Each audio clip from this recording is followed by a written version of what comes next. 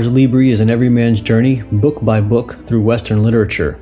We read, retell, and reclaim our rich heritage.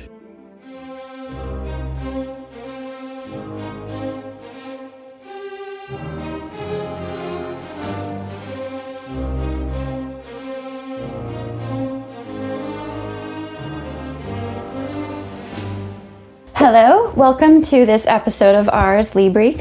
Today I'm joined by Megan, wife of Stephen Wolfe, who happens to be a bit of a Dickens aficionado. So I wanted to tap into her expertise here to help us through A Tale of Two Cities by Charles Dickens. So, Megan, first tell me, why read Dickens? Why do you like Dickens, and why this book in particular? Gosh, I love Dickens. I really do. He's just such a great storyteller. His characters are amazing. His sense of humor, it really makes me laugh. Yes. It takes a little bit to get used to his sense of humor. I also find that the more you read Dickens, the more you'll come to like it because you kind of understand what he's doing and you get his sense of humor and get when he's being funny and the way he tells the story. Yeah. Very true. I enjoyed it this second time around much more than the first time.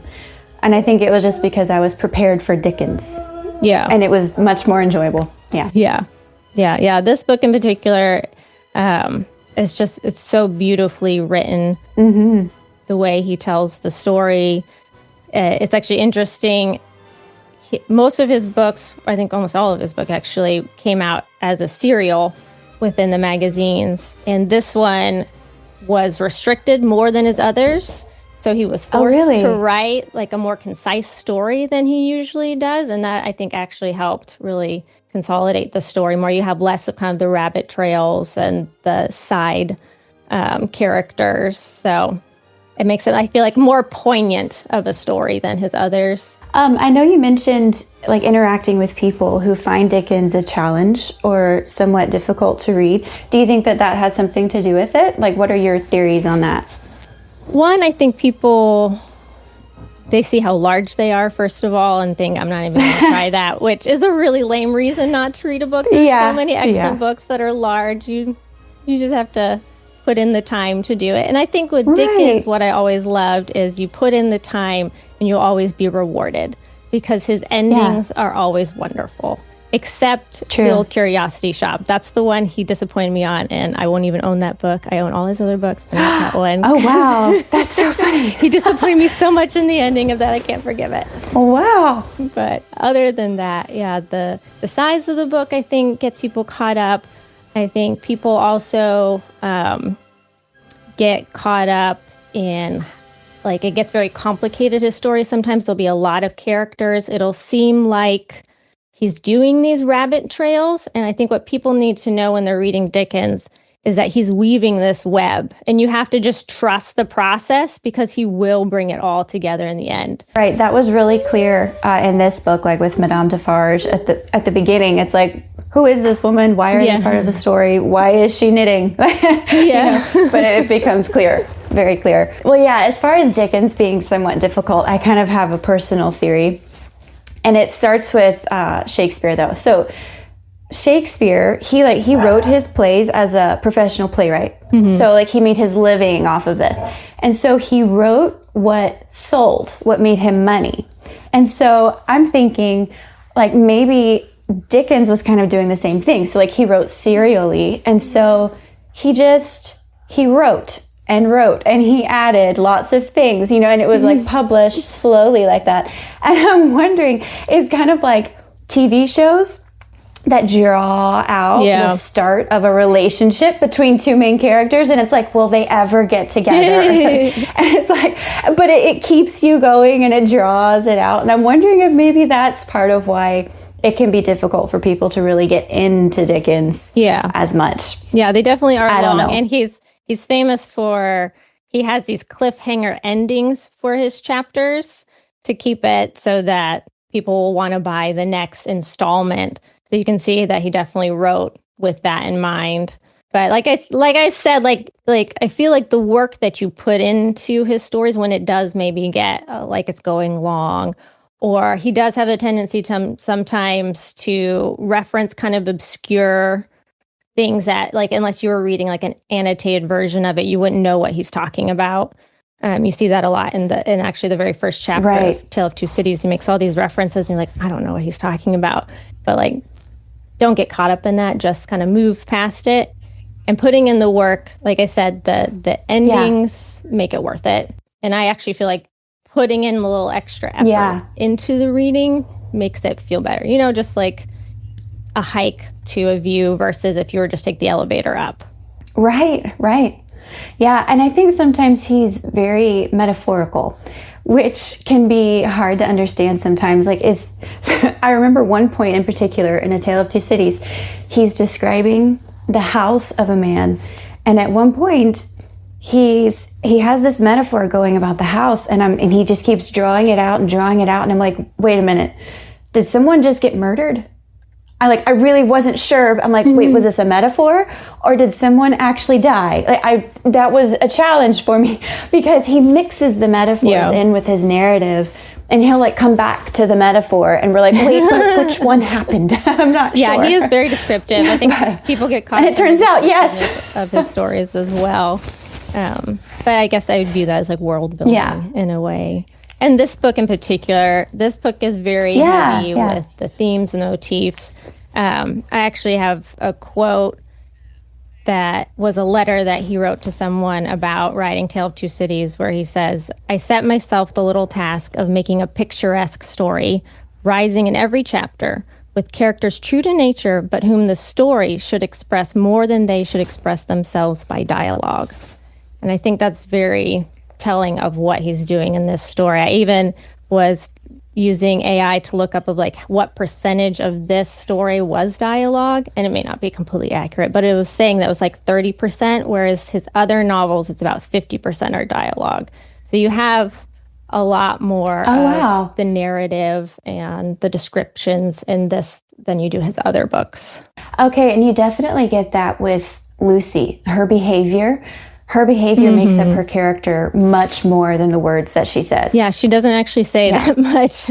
No, she doesn't. But we already know who she is and how she is because of the things that she does, how she treats the people in her life. That was a good quote. Thank you for that one.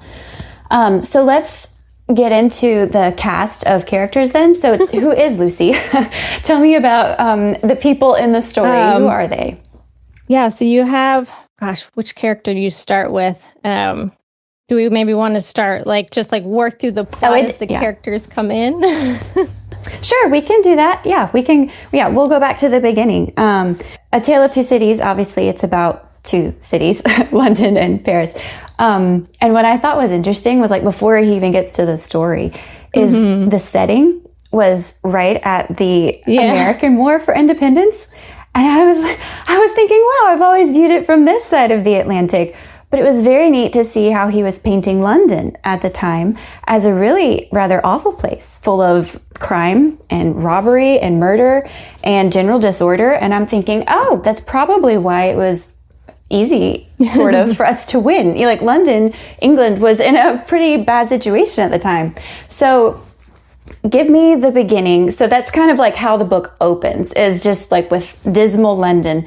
So tell me about so it's two storylines, right? One follows London, one follows Paris. And so tell me about the families in each one and how they connect. Yeah, I mean, you have to start with the opening line because it's one of the most famous opening lines in literature. Yeah, it was the best of times, the worst of times.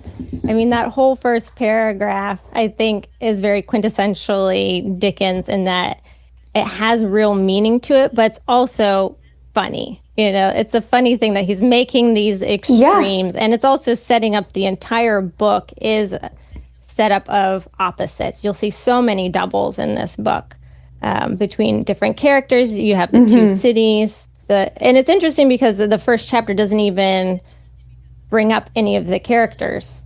It's just talking about England and talking about London and Paris, and the characters aren't even introduced at that point. But I guess the first character you're introduced to is Mr. Lorry, which is another great character. Dickens tends to have certain types or that you'll see in multiple of his stories. Mr. Lorry is definitely that kind of benefactor, kind of an elderly bachelor who is very friendly to a family or someone in need. You have that in multiple of his stories, but Mr. Lorry is a banker. He's a man of business, as he likes to say, and he's on the coach to head to Paris. Yeah, in that passage, when we're introduced to Lorry, I love how Dickens describes the fog. So it was this really yucky day, typical of what you think of for London, just awful. You can't see like 5 feet away from you. And he says, there was a steaming mist in all the hollows, and it had roamed in its forlornness up the hill like an evil spirit, seeking rest and finding none. And that's just about the mist, you know? I was like, that's very vivid. You know, he personifies the mist like that.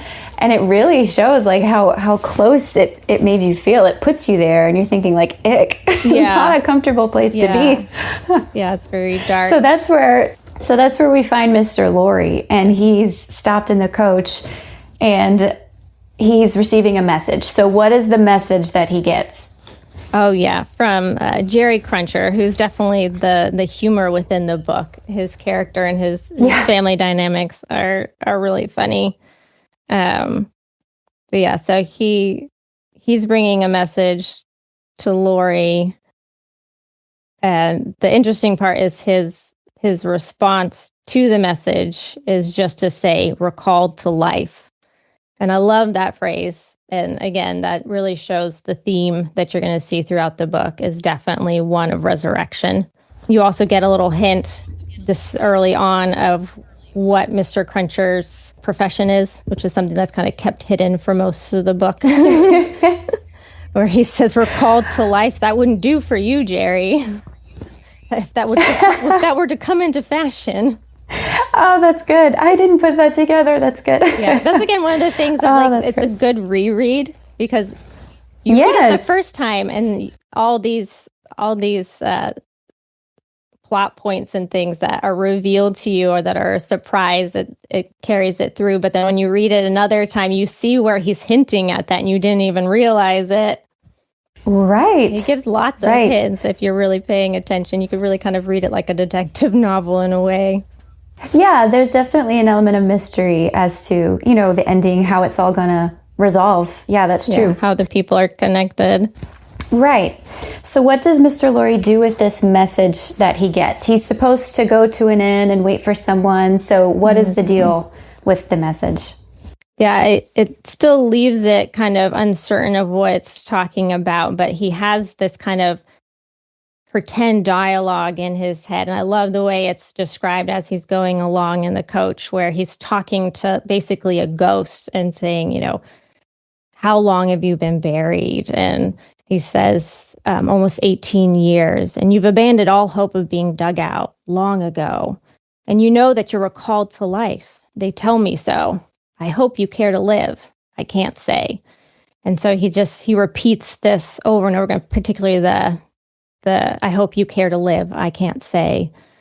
And just like the image of he's digging him out. And then he starts dreaming this, even that he's just digging this man out. And so that's like your first hint of what maybe the story is and what is that talking about. That's good. So he goes to meet Miss Manette at an inn. Who is Miss Manette and what does he have to tell her? Miss Manette is a daughter that he brought over from France when she was little as an orphan to be taken care of by people in London. I don't think it says who particularly is taking care of her. But he's trying to tell her the story of a man who was put in prison and the wife was not able to figure out where he was or if he was still alive or how to get him out. And that wife decided to tell the daughter that he had just died so she wouldn't have to live through trying to save her father, figuring out what happened and the uncertainty of it. So this daughter has thought all her life that her father was dead. And that daughter is Lucie. And that he's going to take her because that father has been released from prison after all these years. And they're going to go to try to restore him to life or recall him to life, as he says. Right. And it turns out that he really needs Lucie's help in the recalling. So like, it's one thing to go and just get the man and bring him to England, but to actually recall him to life takes Lucie. Yeah. So tell us about how they meet and how she begins doing that. Yeah. So they go over to Paris, and the father, who's Dr. Manette, he's been taken in by his old servant, Mr. Defarge. So it switches over. Actually, we got to do the wine shop first, though, because that scene in the wine shop is so, again, it seems kind of out of place almost. It suddenly jumps to Paris. It jumps to this wine shop and this cask of wine that's been spilled on the ground. And again, like, you see the picturesqueness of it, that what he's trying to do, the symbolism where the wine just spills, the red wine spills everywhere, and the poor people there are just lapping it up, and then they're covered in these stains of red, and what that is going to lead to. Right. And it's Defarge's shop in particular. Yes, Mr. Defarge and Madame Defarge. And she is an amazing villain character, which Dickens is also very good at doing. Horrible. Yes. Sitting there with her malevolent knitting. Right. So Laurie and Lucie come there, and they follow Mr. Defarge up to like a garret room where Dr. Manette is, who is sitting making shoes. Dr. Manette has been kept in solitary confinement for all that time, and at some point was given shoemaking as a way of relieving his mind, having something to do after all that time of doing nothing. And he doesn't know who he is. He doesn't even know his own name. He thinks his name is 150 North Tower, or something like that, where his 105. His cell. Such a tragic loss of self entirely. He still thinks he's there. He's not even sure, who the people are around him. But then Lucie comes in and sits down next to him, and he starts to recognize her as looking similar, I think, to the mother. And he pulls out, he had kept like 2 hairs that he had that had been on him from his wife's hair, and compares it to her hair. That's something that you actually see over and over again, is it describes Lucie's golden hair. It even calls it like the golden thread, like Lucie herself is the golden thread. And actually, one of the things, like, Dickens is also big in the names he chooses for his characters. And Lucie means light, or bringer of light, which is like, that's her embodiment for sure of who she is. Right. Yeah, she really, like he said, she is the golden thread that connects everyone in the story, both the good side and the bad side. Like, she's what connects all of the people who love her, but she's also what gets Darnay out of trouble sometimes. She's like the reason people are acting in the story. A lot of it really does center on her. And it's not really because she's this big dynamic figure. It's just like you said, she's just the golden thread in the story that everything else seems to be connected to somehow. Yeah, I think you can see that Madame Defarge is her double for sure, that Madame Defarge is also the center of her world and all the dark things that they're doing there. So again, you have that complete opposite. And also in reading this, I think I've seen that Lucie is very much the embodiment of feminine virtues, and Madame Defarge is, feminine vice.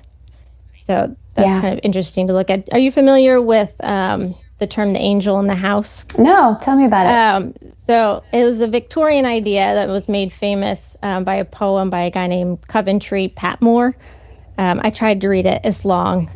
I didn't get very far into it. But really, it's just this idea that Victorians had of what a woman was, that she was just, like I said, it's the angel in the house, that she was the embodiment of piety and purity, submissiveness, and domesticity were kind of the 4 main things.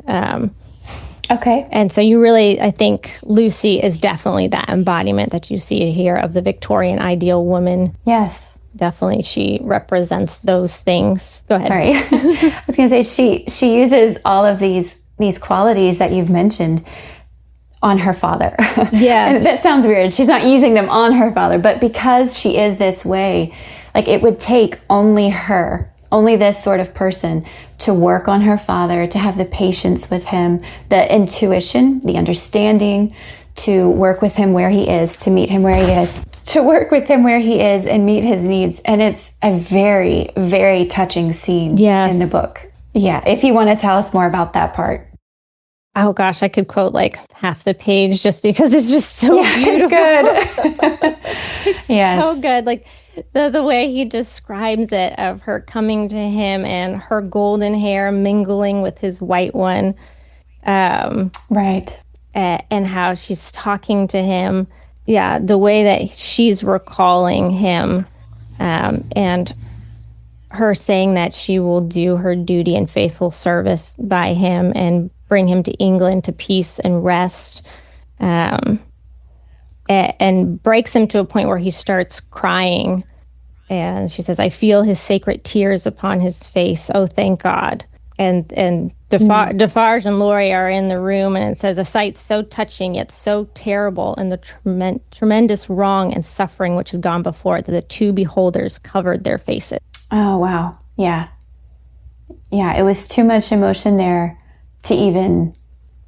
It was almost like it was a privilege to even be in the room, but even still, they had to look away because it was just...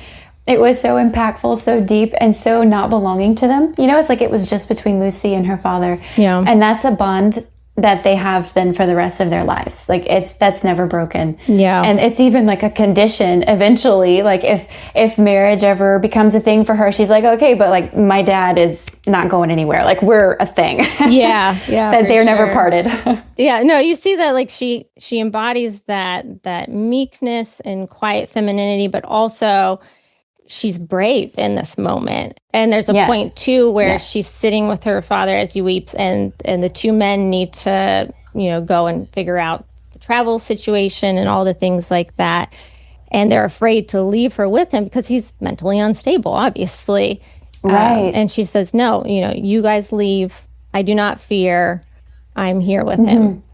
She shows the braveness. She doesn't shrink away from this man who I'm sure is somewhat grotesque in appearance from all of his time locked away. Right. So I like that part of her. She's not just like some simpering girl in a corner sort of situation. She shows a strength of character, which you see many times in her story.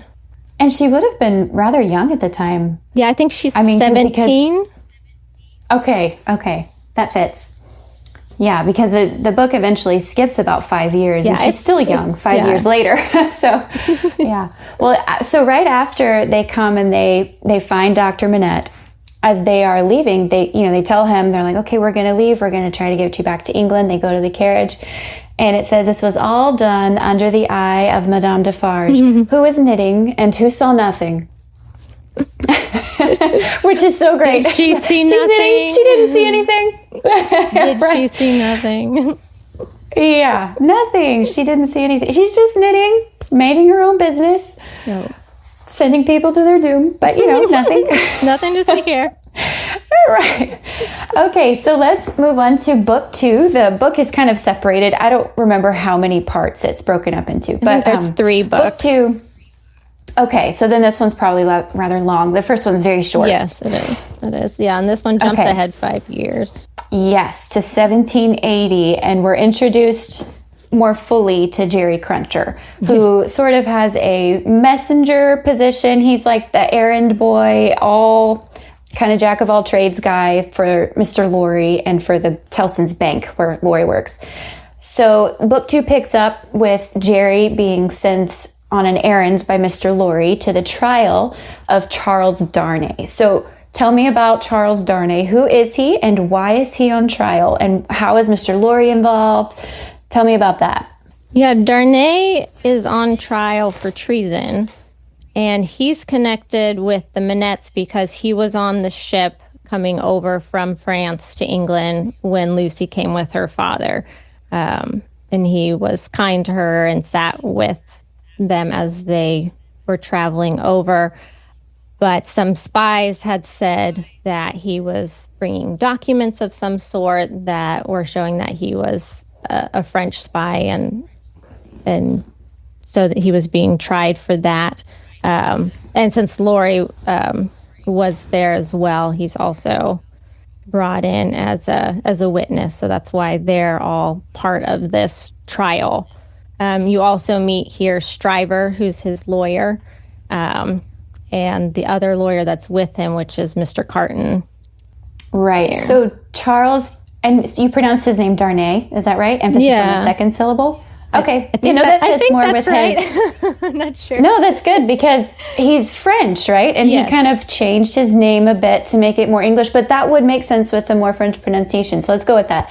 And I just wanted to say that, though, that he is French. Charles Darnay is French, as well as the Manettes. I mean, you can kind of tell from their names, but it's good to say that they are actually French in origin. That becomes important later. Yes, it does. They're all in England now, but they're originally French. Yeah. So, okay, so at the trial, some things come about that, some people had accused Darnay of going against, of aiding the French king, right? Yeah, against the English. So what turns the trial in his favor? Because people were thinking he was not going to get out of this one. They were thinking he would be condemned. So how does he get out of it? Yeah, this is an interesting one. You have the lawyer Stryver, and then you have kind of his assistant lawyer. I'm not up on legal terms of what they're called, but it sounds good to me. Assistant lawyer. It's Sydney Carton, who you see him give a note to Stryver, who's the one who's doing all the talking, and points out that Carton looks very similar to Darnay.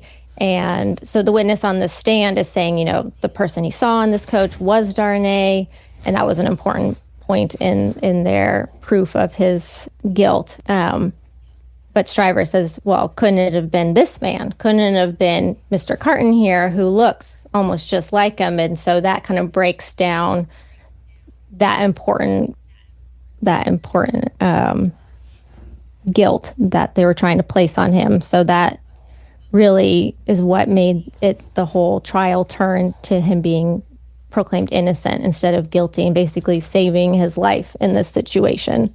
Right. I also think that Lucie's having to testify against him because they were called as witnesses. Lucie and her father were called since they were on the same ship.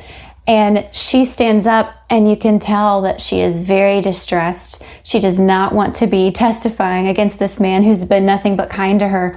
And she's in tears, and everyone is seeing this.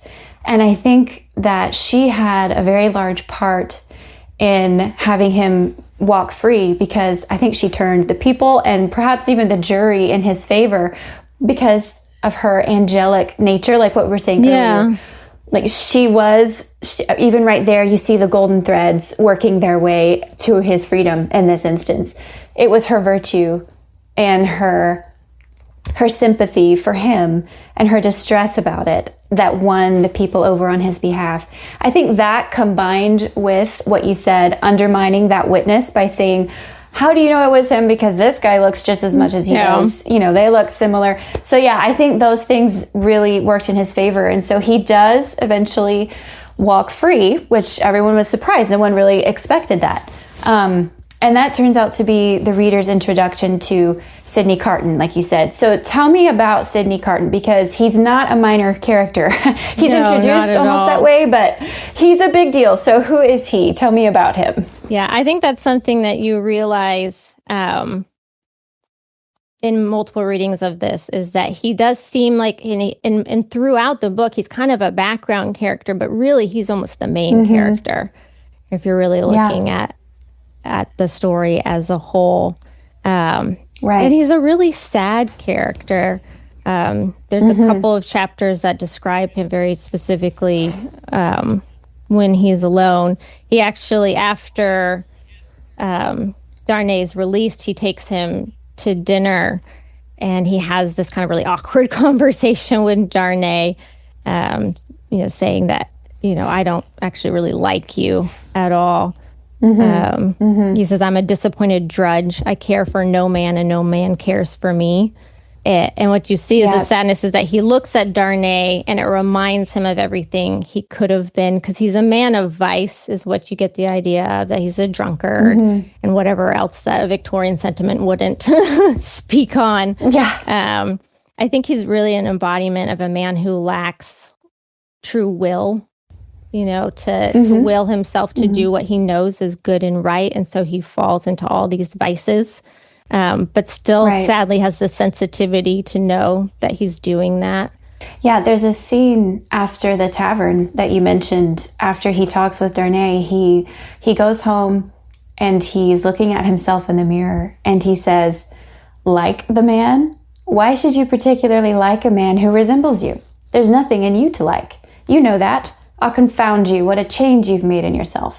A good reason for taking to a man that he shows you you have fallen away from and what you might have been. Change places with him, and would you have been looked at by those blue eyes, talking of Lucy, as he was, and commiserated by that agitated face as he was? Come on and have it out in plain words, you hate the fellow. So he's questioning in himself, like, why did he even defend him at the trial? Like, why did he even help him out? And it's like there's something deep in him that he can't even reason for. He's like, yeah, I have no reason to like this man. But he's thinking to himself that he knows he sees good in him. And because they do resemble one another so much, he sees it as a good that is lost to himself, that he has squandered. Yeah. And so it's like Charles Darnay is this image in front of him all the time of what he could have been. Yes. And it kills him.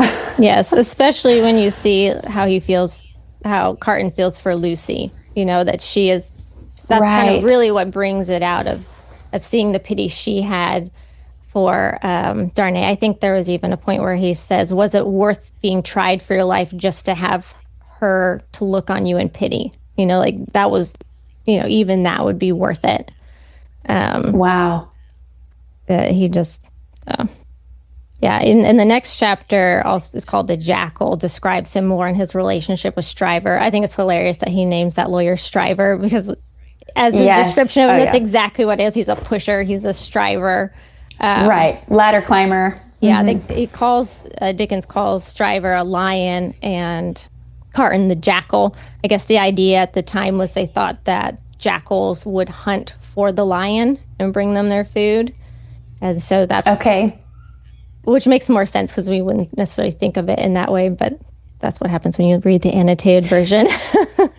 Okay, no, that's good because, Carton is clearly the more intelligent man, but Stryver is the one who is, like you said, doing all the striving. So he's the one who wants to get ahead in the world. Carton really doesn't have the ambition, but he totally has the ability. But he's just content to let Stryver, go up in the world, and Carton just sits back, like you said, and he's the jackal for him. That's a helpful analogy. Wow.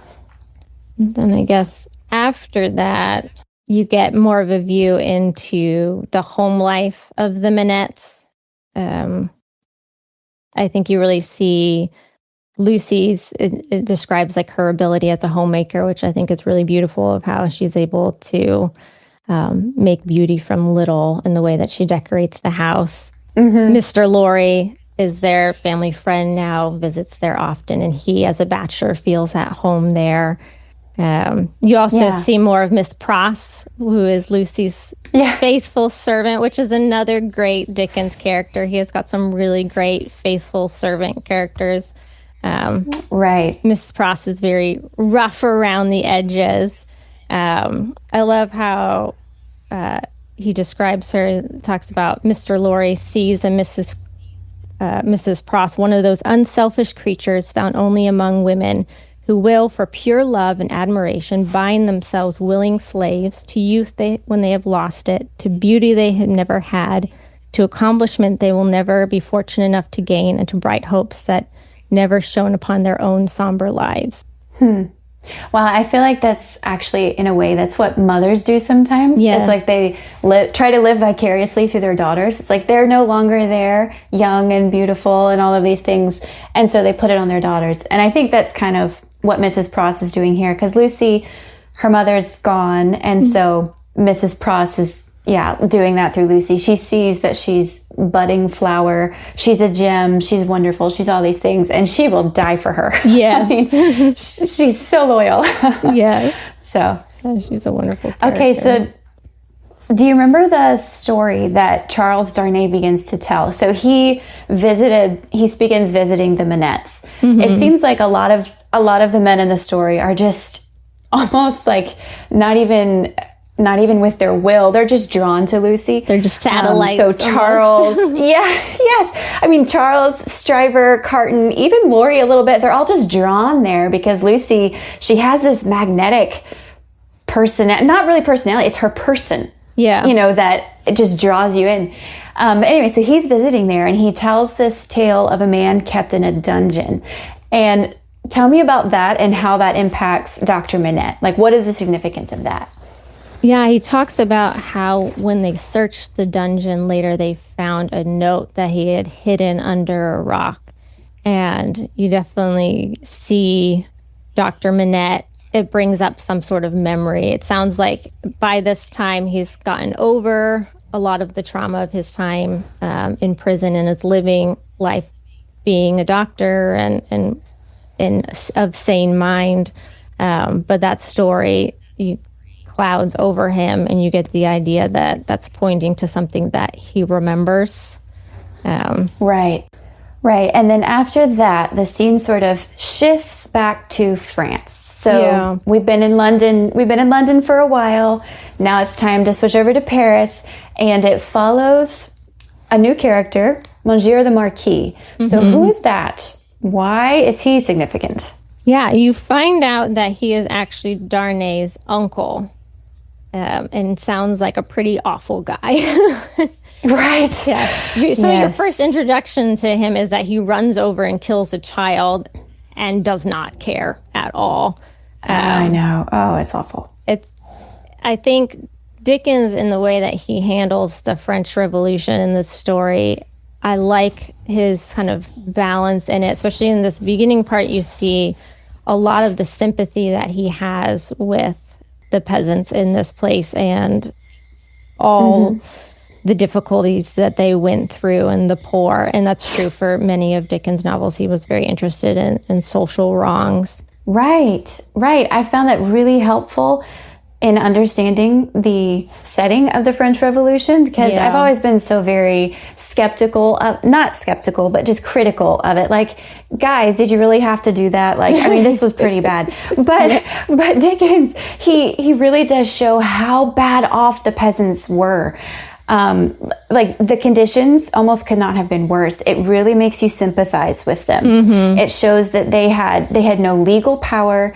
They really had only revolt. That was like their only option. So you can understand a little bit more why they acted the way they acted, and how much had been taken from them. It's like that was the only way to get anybody's attention and to make anything happen. Obviously, it went wrong. It was bad, but you can understand it a little bit. Yeah, I think very much this whole story, and you see it, and he points out more in certain ways, is a cautionary tale that he's writing to England. He says things over and over again of, this is a harvest that was sown. This is people who were, I think he uses the imagery of like put in a grindstone or hammered into shape. Basically, they were made into this. And when you get to the part where they rise up and revolt, he's very clear in saying that this is evil and disturbed and wrong, but they were made that way by their conditions. So... Right. It's like they were forced into a mold. And then it's like when you remove the outline, it's like, well, that's what you've got, and it was bloody. So, yeah. So you have the child killed, which is, again, like, you have to pay attention to the details in Dickens. If you kind of overlook this child that was killed, there's so much that follows after that specific situation. I think there's a joke that I've heard where if somebody in the first chapters of a Dickens story drops a handkerchief, 20 chapters later, somebody important's going to pick it up and it's going to tie it all together. So that's so good. That's so true. There are so many little things like that you want to just gloss over, but it's like, nope, remember that. Very true. Pay attention to the details. It will come together. Yes. Sometimes in very unlikely ways. And people will also complain that it seems kind of contrived. Like that person happens to be, it's like kind of soap opera-y of like, it's your cousin's evil twin sort of thing, but it works. It's how he brings it together. Yeah. You're right. There are a lot of doubles in this story because you mentioned Charles Darnay was the nephew of Monsieur de Marquis, but he had a twin. So Charles was the son of his twin. So that's another instance there of that. Wow, that's a lot of them. That's a lot of doubles. But you also find out as well that Darnay, because you get back to the Marquis's place and Darnay is coming to visit. One, you get the idea that the Marquis actually arranged things so that Darnay would have been put on trial in England. That's hinted at. And then also that Darnay hates the system that he was born into and wants to help the people. He doesn't want to be the kind of ruler that his father and uncle have been. Whereas the Marquis, he has this line saying, when Darnay saying all these things that he would want to change, and then the Marquis says, "My friend, I will die perpetuating the system under which I have lived." He was awful and he loved being awful. He was comfortable in it. Like he had no conscience left. He was totally fine with his evil ways. Yes. And he gets his comeuppance. Right. That very night, right? Murdered that night by the father of the child who was killed. And also that was the night Charles left. So, right? Did he stay the night or did he leave that night? No, he stays the night. I don't remember. He stays the night. Okay. Yeah. And then leaves the next day, I guess. Yeah. Without seeing his uncle because his uncle had been murdered, but he leaves, right? Does he know that his uncle has been murdered or does he leave before that? That whole part was kind of I don't think it for me. Yeah, it doesn't give a lot of details as to what happens after that. If he was there or not. Okay. Yeah, I think, and then it jumps forward a year in England, where Darnay has.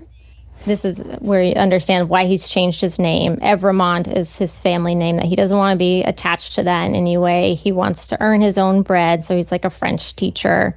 So he's trying to reject all that he was born into by being in England and doing that. And he spends his time in England visiting Lucie. And he realizes Lucie's attachment to her father. And of course he falls in love with Lucie. He would love to marry her, but he has a talk with her father. So what does he say in that talk? Yeah, he has this lovely speech where he says that I would never come between the two of you because that, even in the purity of my own love, would be wrong. He does not want his love to be a wedge between her and her father. He's willing to take her as a wife and not separate her from her father. It's amazing. Yeah, it's really beautiful. And he wants to, at this point, tell his history to Dr. Manette, but Dr. Manette makes him make a promise that he will not tell him his real name or anything about him except the morning of the wedding. And this is another important part to remember and tag for later. Yes. So her father, obviously, he says, yes, you can try to win her love. And then the story skips a bit, right? It goes back to Stryver and Sydney. And what are Stryver's plans regarding Miss Manette? He wants to marry her too. Right. But you get the impression that he's just so obtuse and such a pusher. Like, he doesn't even recognize the goodness of Lucie, really. Exactly. It's just like, here's a pretty young lady that can, be my arm candy or whatever it is. He does not value her. He thinks that he's the one bringing all the value. True. It's a little bit obnoxious to He's read him very and the way he talks about it. Very obnoxious. But Mr. Lorry sets him right, and that's put off. Yeah. So there was one line when Stryver is talking to Sydney about his plans to marry Lucy, and he's encouraging Sydney also to marry. And he says, that's the kind of thing for you. Think of it, Sydney. And Sydney responds simply by saying, I'll think of it. And to me, I think there was a deeper meaning here than him just saying like, oh, okay, I'll think about it. I think what was intended to say there was, that's all he'll ever do. He'll think of it. Yeah. Because he knows that he can never aspire to Lucy. He'll never actually be able to attain her. And he's like, okay, I'll think of it because that's all that's left for me. That's my only future, is to think and to wish and to dream, you know? Yeah.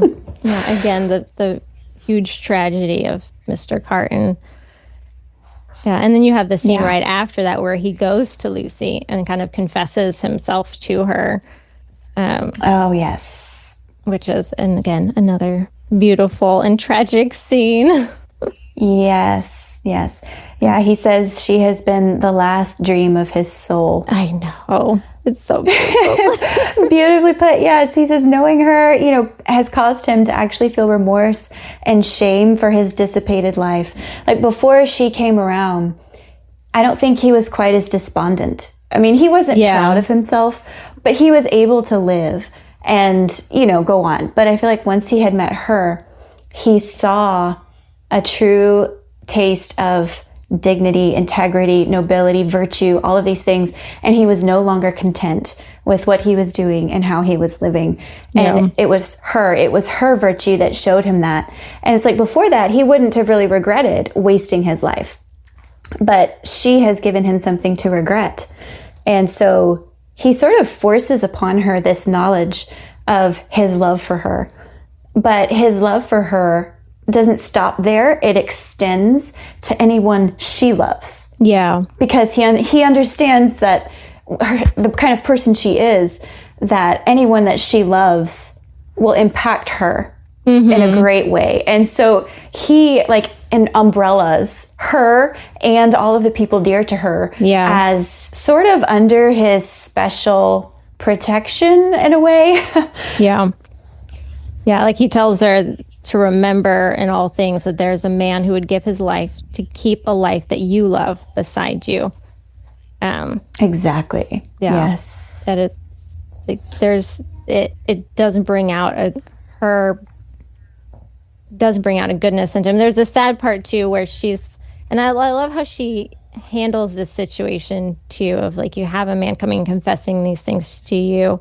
And she handled her dialogue with him. I feel like she handles it well. And it's a tragedy to her too. And she says, can I not save you, Mr. Carton? Can I not recall you? Again, going back to that, recalled to life. Right. Can I not resurrect you as I did my own father? And he's just so tragic of it can't be so. I'm like one who has died young, is what he says. Yeah. But just it's a comfort to him to know that she knows that there is something within him that is good, that was his point of coming to confess to her. One, that his service is there to her if she needs it, but also that he knows that she knows that there is something that she brought out, something good in him. Yes. Yeah. And he loves her enough not to even wish to attach himself to her because he knows it would be to degrade her, and he wouldn't do that to her. Yeah. So it's a very, very selfless love that he has for her. And then it switches back to Mr. Cruncher, which is again Dickens humor coming in. I think we missed the part before that's so funny to me where Mr. Cruncher has a Christian wife who's always praying. Yes. And he calls it flopping. It's so funny to me. He's like, she's flopping and he throws again. A shoe at her. Yeah, don't you be flopping. And Dickens is really great with the accents, the Cockney accents and stuff, is the way he writes it. And Dickens is, by the way, really great as audiobooks. If you get a good reader who can do the accents, they really are enjoyable to listen to. But you finally find out what he does for a living. Yeah, he just goes fishing at the dead of night. Yes, again, even he has metaphors, Right. He has his metaphors, but he's what's called a resurrection man, where he digs up dead bodies to sell to doctors or scientists so that they can practice on, because unlike now where they kind of do that more professionally, this was the only way they could get their hands on a human body. It was obviously illegal. But his son follows him to find out what it is he does. Yeah, and so that's part of the reason why he's upset at his wife for praying, because she's praying that, good would be done and good would come, and he knows he's doing wrong, and so she's praying against him. Right. Yeah, that's his beef. He's like, she's praying, and he's like, well, he knows he's wrong, so anything that she's saying is going to be against me. And so he gets so angry at her for her praying. He's like, you should be supporting your husband, not praying against him. And she's like, I'm just praying for good things. And he's like, shush, I don't want to hear any of it. And throws a shoe. He's awful. Yeah. But he's really not a wicked character. He's actually a likable guy with some, less than pleasant profession. Yeah, there's a quote that says in here, that's the devoutest person could not have rendered no greater homage to the efficacy of an honest prayer than he did in distrusting his wife. Because he really thought that her prayers would actually do something. It's so good. But he was a true believer. He had faith. He did. He did. It's so great. Oh, wow. Okay, so the story kind of skips a little bit more to an account surrounding the murder of Monsieur the Marquis, as related by one of the Mender of Roads. And this scene was interesting because we get introduced to the idea of the Jacques. So there's Jacques 1, Jacques 2, Jacques 3. I think there's 5, and they all just have this Jacques 1. And of course, Jacques 1 is Monsieur Defarge. And so it tells us a little bit more about the Marquis and his murder and all of the things that happen. And of course, Charles Darnay is now, as the direct heir, the new Marquis. So is this the scene? Yeah, this is the scene where it's back in Paris in the wine shop. So tell us about what happens there. It's Monsieur Defarge, Madame Defarge, his wife, knitting, and what happens in their wine shop. Right. Yeah, the Mender of Roads is one of the persons from the Marquis' village, I guess you would call it. And he saw the man who had snuck in to kill the Marquis. And then this is the part, right, where he's also telling how that man was caught and then hung. That is this part, isn't it? Or am I getting ahead of myself? So. Yeah. The Mender of Roads is an interesting character that carries throughout. But you have Madame Defarge doing her knitting, and you're finally kind of figuring out what her knitting is, that it's a register, that she knows, I guess, the different knots and stuff mean different things. It's kind of a code. And so she's registering the Evremond family as doomed to destruction, the chateau and all the race. And I think it's really interesting how Dickens takes this idea of knitting and makes it so malevolent. Something that, is usually viewed as, women knitting their booties for their babies that are going to be born. It was something that was usually a life-giving sort of thing. And even later, someone asks her, just a stranger asks her, oh, what are you knitting? And she says, I knit shrouds. It's so dark and menacing. It's such there's somewhere a little later where he describes how taking the good feminine things and the twisting of it makes something especially revolting. And I think you see that with this. Yeah, that's really true of her whole character. Yeah. She's described, I think, as actually beautiful, but she's repulsive, though. even the people on her own side fear her. Yep. Yeah, there's something very just frightening about her, just malicious, malevolent. She's not someone that even the people on her own side cozy up to, Yeah. Yeah, she has no mercy and no pity. Right. Right. Yeah, she even puts in the name of the spy from whom she learns all of these details. So she puts in Charles's family, but then the spy who's telling her all of these things, like, I'm pretty sure she puts his name on there on her little register too, because she knows that he's playing spy. He's going both ways. And so she doesn't trust him either. And she's like, yeah, I'll add him in there too. Yeah. Yeah, it's actually that spy who reveals to her, but also to you as the reader, that Miss Manette is going to marry Darnay.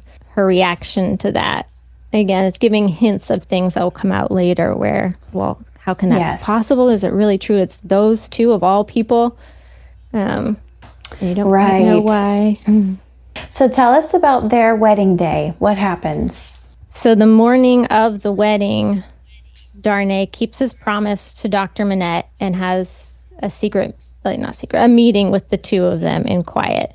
You don't find out in this part what it is exactly that he says. You know that he's telling him his history, which you as reader know that he's, the Marquis Evremond and his background. And the doctor comes out from that meeting, it says like white as a ghost, but he's holding it together. The wedding happens, they leave for their honeymoon, and then the doctor starts working on shoes. And it's this real tragic, sad scene of where he's working, he's making shoes, he doesn't know who he is anymore. It's like he's reverted back to that time.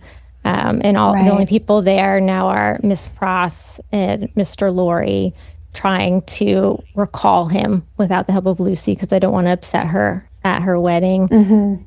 Yeah, I love how they protect Lucie from the knowledge that her father has reverted. And they're really just hoping against hope that he'll somehow snap out of it. Yeah. And he eventually does. I think it takes him 9 days to come back. And then it's like one morning he wakes up and everything's normal. And Mr. Laurie just he's walking on eggshells, but he's like, oh, we're back. Like, okay. and they discuss it. They have this interesting hypothetical situation that they have a conversation. Yeah. If you want to tell us about how that goes, what is the result of that conversation? What do they do? Yeah. So Mr. Laurie, he wants expertise on how to deal with this, quote unquote case that he has. So he's telling Dr. Manette about this patient, how he has this thing that he does when he gets, depressed. He makes up, he makes up something other than making shoes. And so the doctor is able, it's a really clever way for Mr. Laurie to handle the situation because it gives Dr. Manette the ability to say what would be best to do. Mr. Laurie specifically wants to figure out if the fact that the doctor has kept the shoemaking bench all these years is actually a bad thing and that we should get rid of that so he can't fall into that again. And it's really sad when you get this kind of picture of what life had been like for Dr. Manette in prison, that it was something that he had wanted so bad to have something to do. And he had won it at such cost to finally get it, that the thought of not having that near, it was like a security blanket thing for him. But then he kind of gives him the okay that maybe it would be best if it was gotten rid of, maybe when he's not around, which he leaves to go and meet Lucie. And I love this scene of Mr. Laurie and Miss Pross, who then sneak out in the night with like an axe and a fire and feel like they're murdering somebody when they're chopping the thing up and burning it all up. Yes, that was so great. It was written so well because, they're being loyal, faithful servants and friends, really, to this man. And they feel so guilty about what they're doing. It's done so well. Oh, but it works. He doesn't revert back and he's fine and he never asks for his bench and everything moves on. I think around this time, once Lucie and Darnay come back from their honeymoon, Sydney Carton asks Darnay for permission to kind of come and go whenever he would wish. He asks to be just an intimate family friend. He says, look, I don't plan on coming often. I just want to know that I can come if I wish to.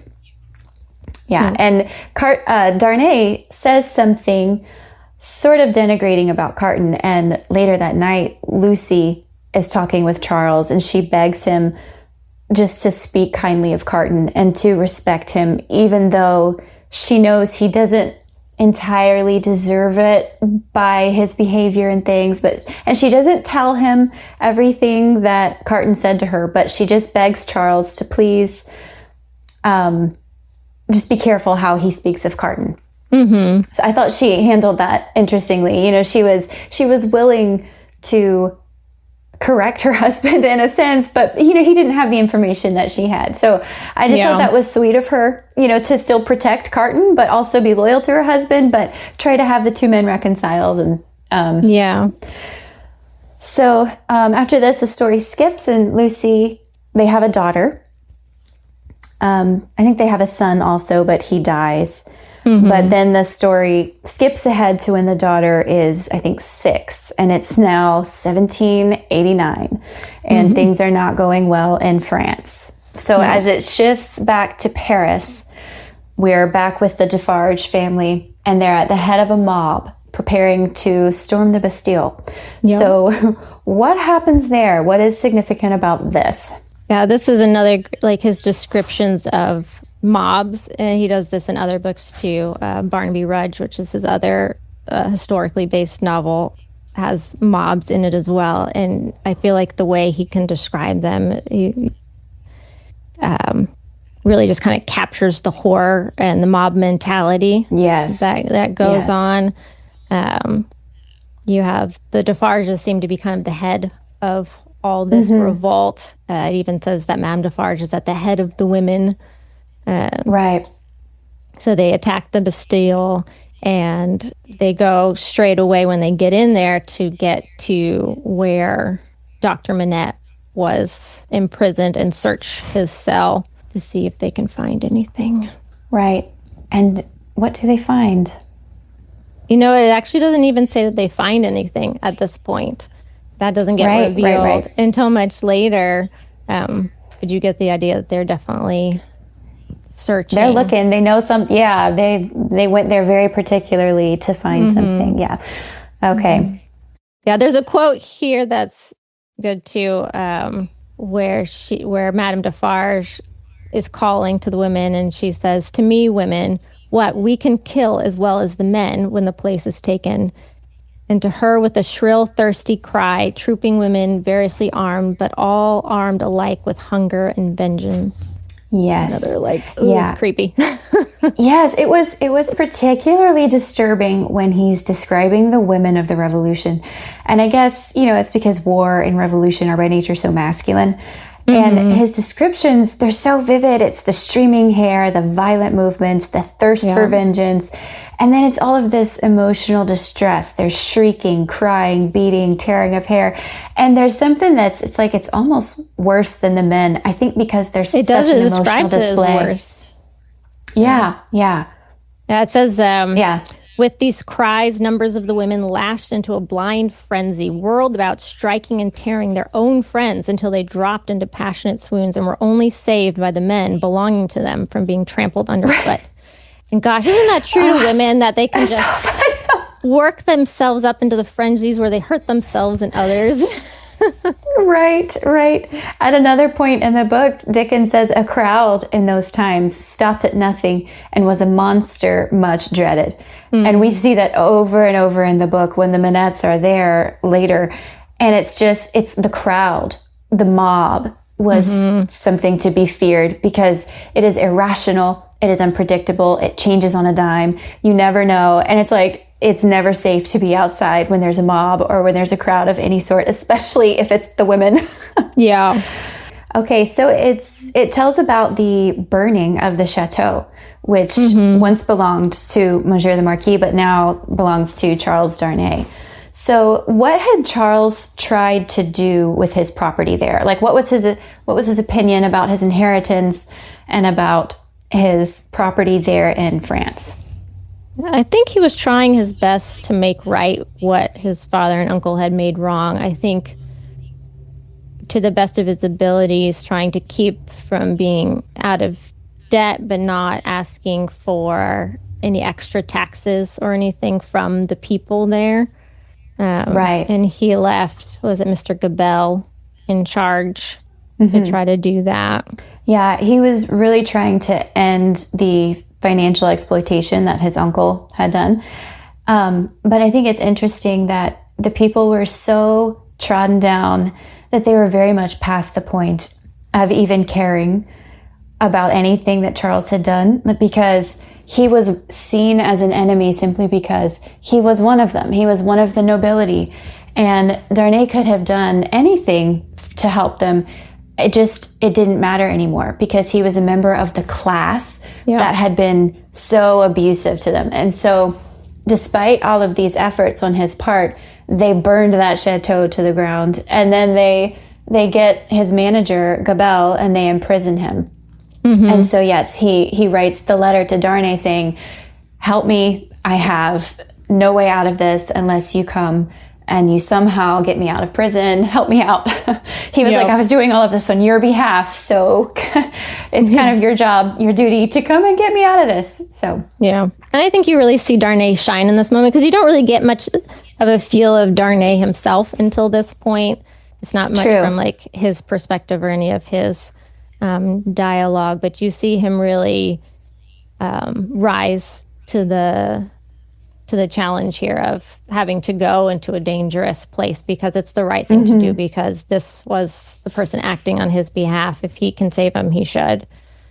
Right. And it's a hard choice for him because he could just stay safely in England with his family, with his wife and daughter. But yeah, I think this is the point where it changes to his perspective, and then his trip to Paris where he's arrested pretty much right away. Right. Yeah, I think that he did not realize how bad things were in France. I don't think anyone in London really realized how bad it was. And so he does not get very far before he realizes that he's much more a prisoner than a citizen. Just from traveling through there as a member of the nobility, he is automatically suspect. Yeah, and also Mr. Lorry is there as well. He had just gone to Paris because the Tellson's Bank had an office there, and he was going to try to tie everything up that was going on there. And that's important as well. So Darnay does not get very far before he is actually declared to be a prisoner, and he is taken by Monsieur Defarge himself, who actually knows who he is. And he's not very happy about having to do this, but he knows that he is a servant of the people at this point, because he was connected to Dr. Manette. And so he knows that Charles is engaged to Lucie, the doctor's daughter. And so Defarge is a little bit torn about Charles and about how to handle him. But he does what is demanded by the people, by the citizens of France. And he has him imprisoned in secret. Yeah. Which is worse than just being in prison. It's like a step worse. And all of the other prisoners understand this, and they ask him, and he says, I'm in secret. And they're all like, oh man, hard luck. Yeah. And then the scene when he's put in the prison, it means that he's going to be in solitary confinement, and you see him starting to kind of panic and do the things that prisoners probably did when he kept thinking, of course, of his father-in-law. And he keeps thinking over and over again. And he made shoes, and he made shoes, and he made shoes. And like the way it describes it, you can feel the panic in that moment. Because he knows what kind of damage that kind of confinement does to a person, and what kind of horror, can ensue. But yeah, then it goes to Mr. Lorry and Lucie, and I think it's Lucie, her father, her daughter, who's little Lucie, and Miss Pross all come to Mr. Lorry asking for his help.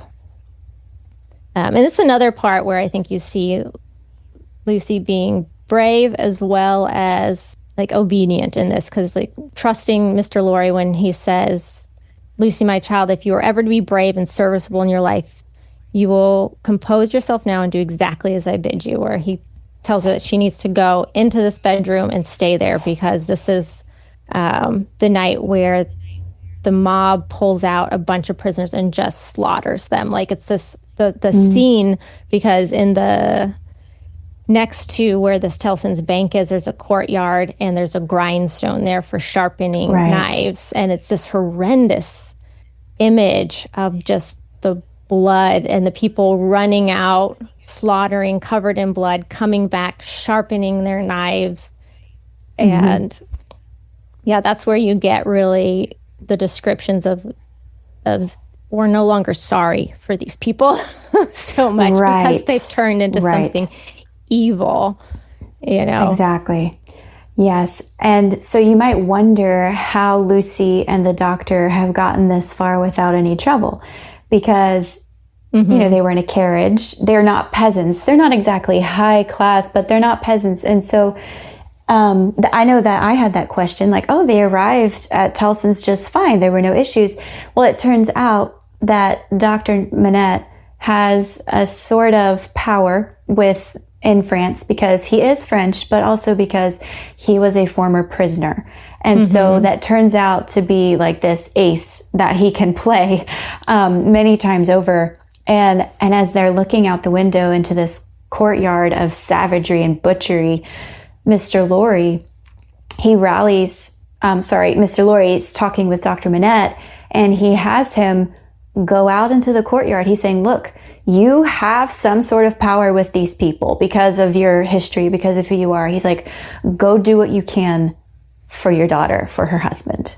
Yep. And so that's what he does. That's what he sets off to. Do you want to describe that a little more, how Dr. Manette sort of exercises this power that he has over the French? Yeah, this really struck me more in this reading of it, of how you see over and over again how this was kind of a redemptive thing for him in this time, where he even says, for the first time, the doctor felt now that his suffering was a strength and a power and not a mere waste and ruin, that he could use this. And he says over and over again to Lucie, he's like, I will save him. Like, you can trust me. I can, because he feels the need to repay Lucie for all that she'd done for him. Like, she had saved him when she came and recalled him to life, and now he's going to save Darnay for her. Like, this is his payback for her, and he goes as a doctor and helps all victims on either side, and there is a real pride and that he has in doing this, and a lot of good I think that he does while doing this. And he's able to keep Darnay from being murdered that night, but he can't get him released. And so they're there for a whole nother year while he's working among these people. Right. I love how Dr. Manette, he realizes that he is now, like you said, in this role of strength and of direction for the others. Like, everyone else is now looking to him for leadership because he has the inn. He can walk around without any fear for his life. And so he's the one they're all relying on. And there's a passage here. Dickens says, the doctor knew that up to that time, his imprisonment had been associated in the minds of his daughter and his friend with his personal affliction, deprivation, and weakness. Now that this was changed, and he knew himself to be invested through that old trial with forces to which they both looked for Charles's ultimate safety and deliverance, he became so far exalted by the change that he took the lead and direction and required them as the weak to trust to him as the strong. The preceding relative positions of himself and Lucie were reversed, yet only as the liveliest gratitude and affection could reverse them, for he could have had no pride but in rendering some service to her who had rendered so much to him. And it is so beautiful to see it in action, to see him constantly among men who would kill him for the slightest thing, but he's constantly risking his life by just being in company with these people. And he's doing it without any fear or trembling or trepidation, like this former prisoner. Like, we've seen Dr. Manette and his weakness. Yeah. And we see none of that here. He is entirely strong. He is the one on whom they're all relying. And it's an amazing reversal, like Dickens said there. Yeah, I really love that. Yeah, and also you see even here Lucie doing what she ought, that she's that they're set up in a house there this whole time, and that it says that she arranged the little household exactly as if her husband had been there. So she's still homemaking even. Right. And then her father tells her that there's a place that she can stand near the prison where her husband may, once or twice a week be able to see her. So every day throughout the year, no matter what the weather, she stands there for like 2 hours just in the chance that he might see her. And she puts on a brave face, her devotion and loyalty and self-sacrifice to do that. And it was a brave thing as well to do that. Yes. And during one of these times when she's out there hoping that her husband might glimpse her, she witnesses this dance, if you can call it that, called the sounds awful. Yes. It was this awful thing that the French peasants were doing. It was like a way to get everyone's blood boiling. It was a very active dance. It required a lot of physical exertion, but it wasn't a dance like in a proper sense. It was more like a tribal war dance kind of thing. And people used it to prepare themselves to become bloodthirsty. And I mean, if you think about it, it's hard to just like eat breakfast in the morning and then go out and commit murders, and go out and do this mindless violence. And so they would use this dance. It was like this ritual that they would use to put them in a certain state and frame of mind that was like separated from reason. It was a giving in to these animal passions, and sense was set aside, and all they wanted, it was just a bloodlust was upon them. And Lucie is out there standing looking at the prison, and she sees this happening in front of her, and she's horrified. I can only imagine what kind of a spectacle that must have been. Yeah, I think it's another example, he says there too, something once innocent delivered over to all devilry. Like it's this constant twisting of what should be good into something disturbed, and that's what makes it even worse. Right. There was an aspect in the whole revolution that it struck me a few times as I was reading the book. I was like, look at how these people all came together, and they all worked together, and they were, arm in arm and with each other and in each other's lives and working as a community. And it's like, too bad it was for like the worst evil. It's like, think of what they could have done otherwise for good. But it was neat to see, like, I guess neat to see is not the right word, because it was horrifying, because that was what was motivating the people to come together. It was evil. It was bloodlust. And that's what brought them together. And that's what united them. And even that alone was quite terrifying to read about. It's like...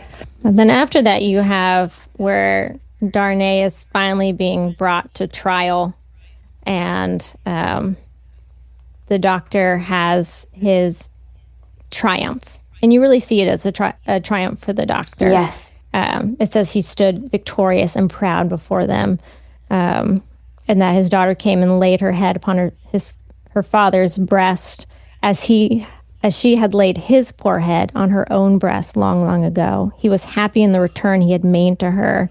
He was recompensed for his suffering. Yes. He says again, I have saved him. Right. Yeah, you're right. It was very much a triumph for the doctor, and they all knew it. Everyone was resting on his shoulders. Their hopes were all on him and his ability to get Charles out of this situation. And they do kind of make an attempt to consider evidence and look at some things, but it really was the weight of the doctor's support that got him out of it. Even the letter from the manager, from Gabelle, was presented as proof, and that did help. All these things add up. I thought it was interesting that he was a Frenchman, and they accused him. They're like, "You're French, but you live in England." And he's like, "Yes, but what I'm doing there is teaching people French." And they're like, "Oh, okay." And then they're like, "Oh, but you married a lady in England." He's like, "Yes, but she's a French woman." And they're like, "Oh, okay." So I thought that was so great. But all of those things wasn't quite enough. Like he still needed the influence of the doctor, because this was very much a kangaroo court. It was not a rational jury. They killed who they wanted to kill. And so, but the doctor gets him out of that, and the crowd. So at first it begins, they are bloodthirsty, right? They want his neck. But by the end of it, it's gone so far that now the crowd loves him. Yeah. And they're overjoyed by him. And fickleness of yes. Right. They put him in a chair and they carry him home as some sort of hero. Yeah. I think this is a good, if you haven't read the book, you should probably stop listening to the podcast because we don't want to give away the biggest endings that come after this because they're so good. And knowing it ahead of time would be kind of sad. But they're too good not to talk about either. Right. Darnay gets to go home for like an hour or two. It's such a short time. Poor Lucy. I know. It's such a quick turnaround. They come back and they take him again. And again, a triumph it was for the doctor to do all of this. What happens after this is so tragic for him in particular. Right. When they come for him, it's that, that everybody's like, what? I thought he was free. And they say he has been denounced by Monsieur Defarge, Madame Defarge, and one other unnamed person. Mm-hmm. And we figure out in a moment who that is, but it strikes to the heart. Yes, it does. But this is another point where you have the cliffhanger that you can see was put in there pretty purposely, probably to get people to buy the next magazine, because now it switches to Miss Pross and Mr. Cruncher, who I'm not sure we mentioned, also had come to France. The two of them are out running errands. And then you get this whole, again, for all this time, you didn't really see how these things wove together, but suddenly you find out that Miss Pross, who mentions this brother of hers multiple times, happens to be this man Barced, who's a spy. He was also the one who spoke against Darnay back in England. Right. And so it's this whole big mess. You also find out that he was there when you have this funeral for the other spy, Cly, and Mr. Cruncher had tried to dig up that body and found no body there. So you have, again, all Dickens will be weaving everything together that you didn't know was important, but is important to make it all happen. But in this moment where they meet Barced or Solomon, he has many names. Suddenly, Mr. Carton is there. He comes out of the blue. It's kind of a surprise. And he takes Mr. Barced and goes back to Mr. Laurie's to kind of try to figure out, because he knows that Darnay has been retaken, and figuring out how he can try to help, because Barced works within the revolutionary people. He works in the prisons, I think, as a spy. And so he's hoping to use him to get into the prison to be able to help Darnay. Right. What I loved about this is how none of it would have happened had Jerry Cruncher not been a gravedigger, like a grave robber, a resurrection man, because he's the one who recognizes Mrs. Pross's brother as the spy, who was there, and he catches him. And then Sydney Carton happens to have overheard that. And he's like, that's what I needed. That was now he has a tool of blackmail. He has something to dangle over the spy's head now. And so, yes, he has the plan to use this English spy in France, who's kind of climbing the ranks in France, to help him out with his plan of trying to help Charles in prison. So you have a part where Carton meets separately with Barced and works out some details that you don't know about. And then you have this conversation between Carton and Laurie where you start to see that there's a change in Carton, that he has an earnestness, because everything before that, he's a very flippant person. You never see any real earnestness. And it even says, Mr. Laurie notices it and says he'd never seen a better side of him. Yeah, after his conversation with Mr. Laurie, Dickens describes Carton, and he says, he had the settled manner of a tired man who had wandered and struggled and got lost, but who at length struck into his road and saw its end. And I think that's a clue for the reader of what's going to come, of what Carton's actual plan might be, because that still hasn't been revealed to us of what exactly he's planning. And then you have the scene of him just kind of wandering the streets through the night, and he keeps repeating to himself that Bible verse, I am the resurrection and the life, saith the Lord. Yes. An interesting note on that is that's the very beginning of an Anglican burial service, is that verse. Wow. So you see that. He repeats that to himself over and over as he wanders the street. You also see him have a moment of repentance with a prayer. It says, had broken out of his heart for the merciful consideration of all his poor blindness and errors.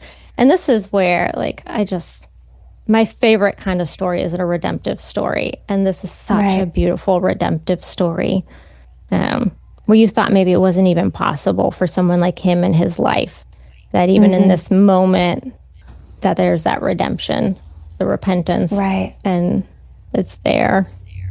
Yeah, there's this determination in him. It's like he knows that he's wasted his life, but he's like, but I don't have to waste my death.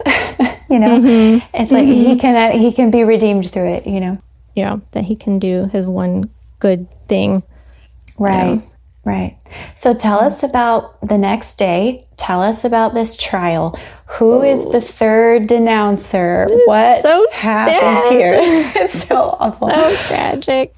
I think you have another thing here too of they bring Darnay in for this trial, and Lucie is there, and it's showing how she can be brave in those moments. She's not swooning in a corner.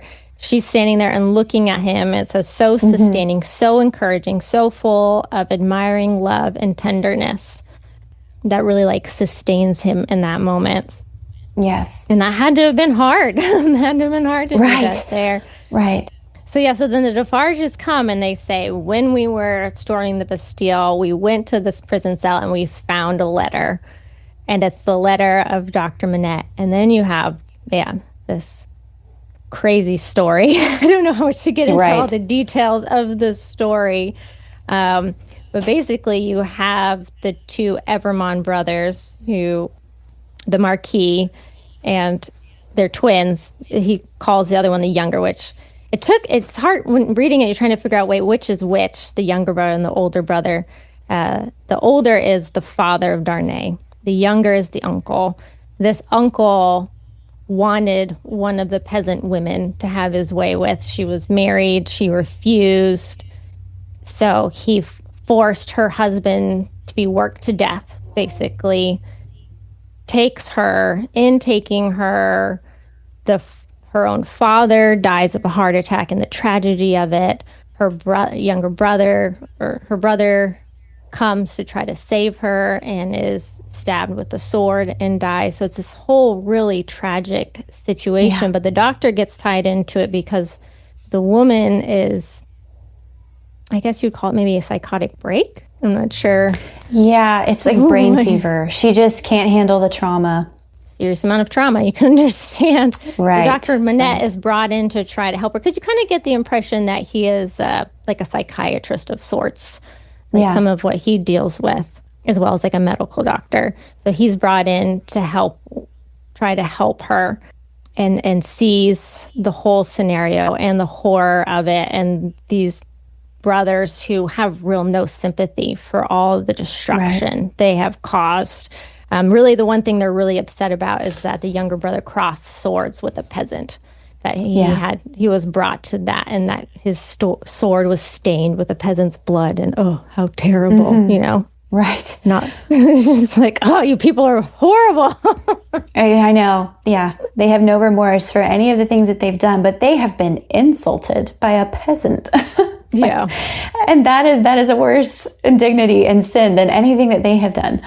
Yeah. Yeah. So Dr. Manette has seen all of this. The woman ends up dying in the end. And then he goes back home, and he's so disturbed by the whole situation, he writes a letter to some higher up. But then it was clearly just handed off to the brothers because all the noblemen are in cahoots. And they take him and throw him away in the Bastille for all those years because he had seen all the bad things that they had done. Right. I think one thing that's important to include about that story is that the woman who died and the boy who died, they still had a younger sister who the mother of Charles, so the wife of one of these wicked men, one of the twin brothers, she was a good woman, and she saw her husband's wickedness and her brother-in-law's wickedness, and she pressed upon her son not to follow in their footsteps. And she said, if there's any part of this family that you could help one day, she's like, I want you to try to do that. And they figure out there is a daughter who is part of this family.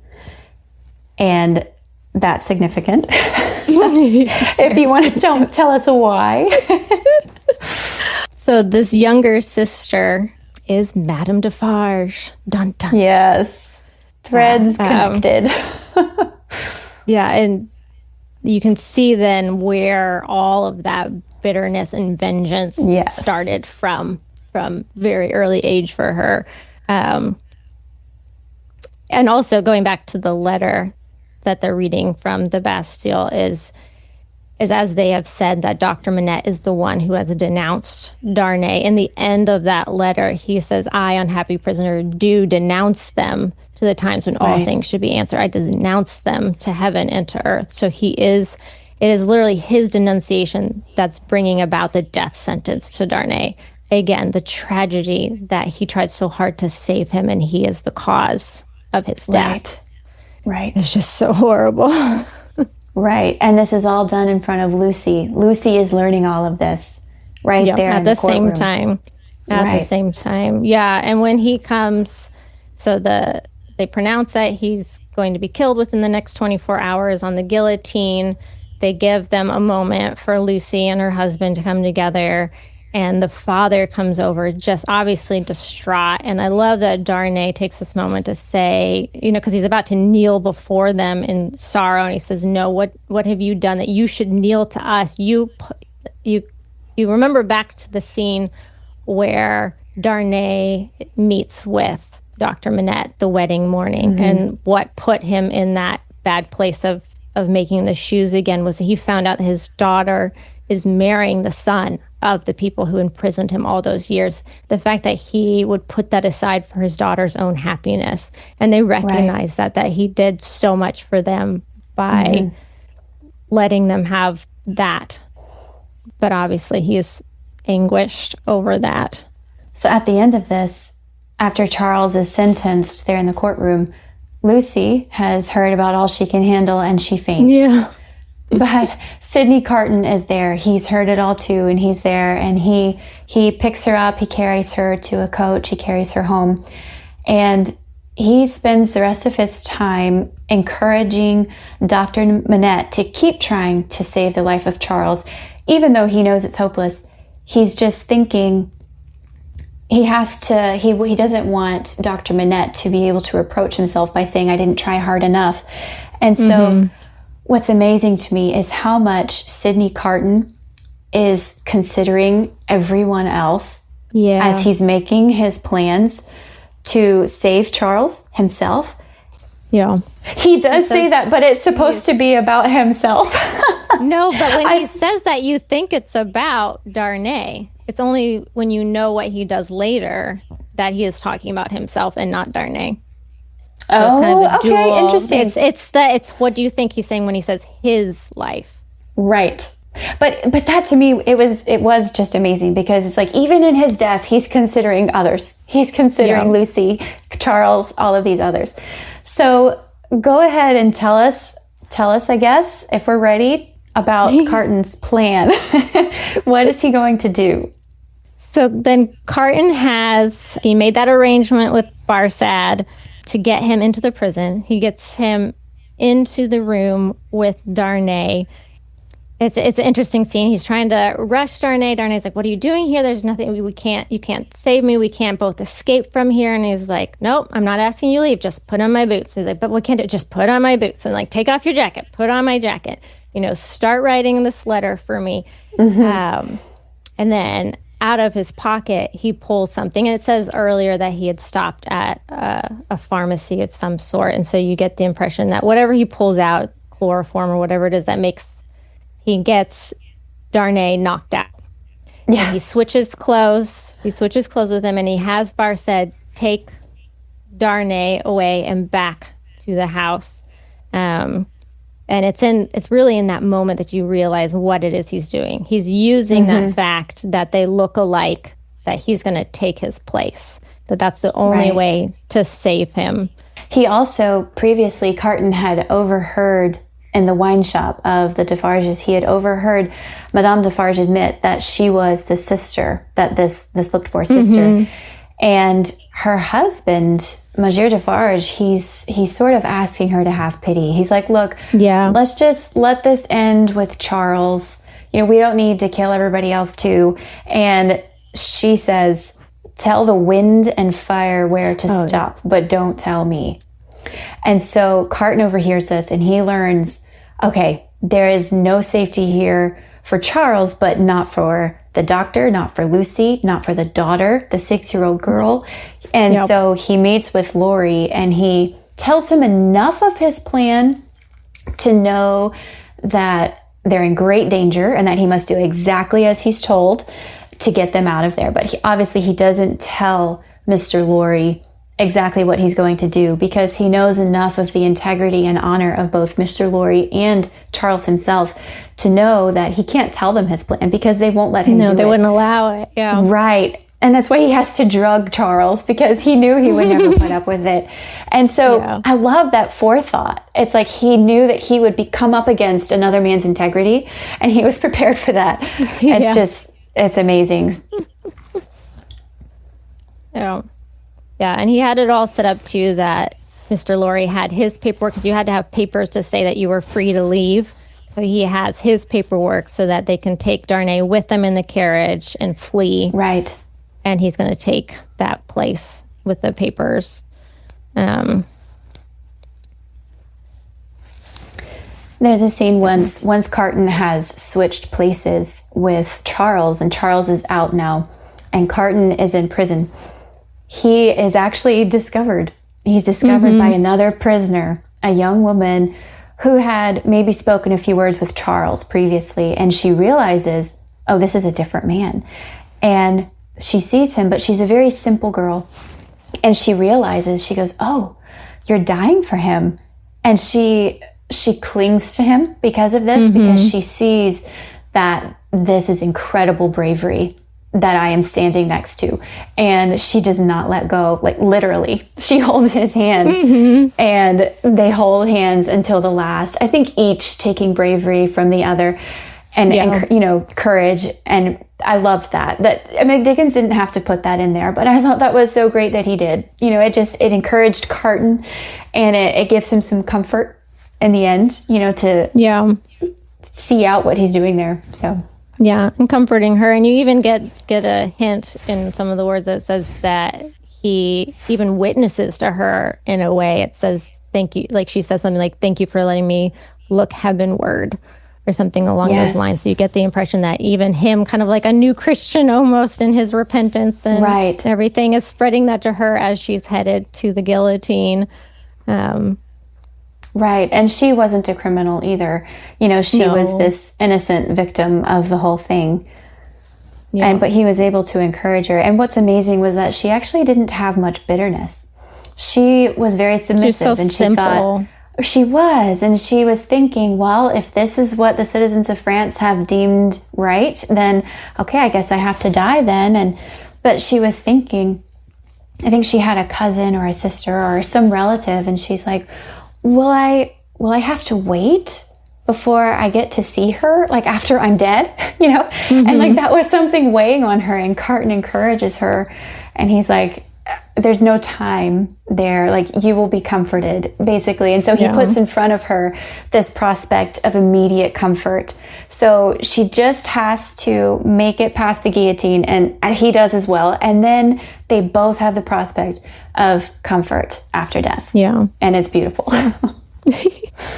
Before that, though, we have to have Madame Defarge's end, because that's one of my favorite scenes. Scenes. Because you have Miss Pross and Mr. Cruncher have been left behind to kind of wrap things up. They're safe to travel, but they wanted the coach to head out without any encumbrances. And Madame Defarge is headed to the house because she wants to catch Lucie in the act of mourning at the because of Darnay's death at the guillotine, which hasn't occurred yet. Because that wasn't allowed. You weren't even allowed to mourn somebody dying. So she's headed to see Lucie, and Miss Pross is the only one there. And I love that's the two of them are paired against each other. Like, you have Madame Defarge has so much hate, and her strength and purpose comes from that, where Miss Pross is just this servanthood love. And it's just also kind of hilarious because they meet each other. Neither of them speak the other person's language, and they're just yelling at each other in their own languages. And somehow they sort of understand that we are at odds with each other. Right. It was so good. Yes, the whole scene. That's like one of my favorite scenes in the whole book because Mrs. Pross is so English, and she is so determined to prove to the world that to be English is pretty much better than anything else. And so she doesn't want to try to speak French or to learn these things. And Madame Defarge, of course, is French to the bone. And so they're both there, and it's more than just a clash between Mrs. Pross and Madame Defarge. It's a clash between London and Paris, between the character of the two cities, and it's toward the end of the book, and so it's a really nice way to wrap it up. And like you said, it's Mrs. Pross, Madame Defarge, it's London, it's Paris, it's love, it's hate, and we see which one triumphs here. Dickens is telling us this is what will win the day. This is what is actually good, and so Mrs. Pross and Madame Defarge really get into it. So tell us a little bit more about this scene. Yeah, they just basically, because they go at each other, and Miss Pross is just like holding on to her super tight. Yes. Because she's trying to keep her from discovering that Lucie's left, because she's trying to buy them more time. And she's willing to sacrifice anything to give her darling a chance to get away.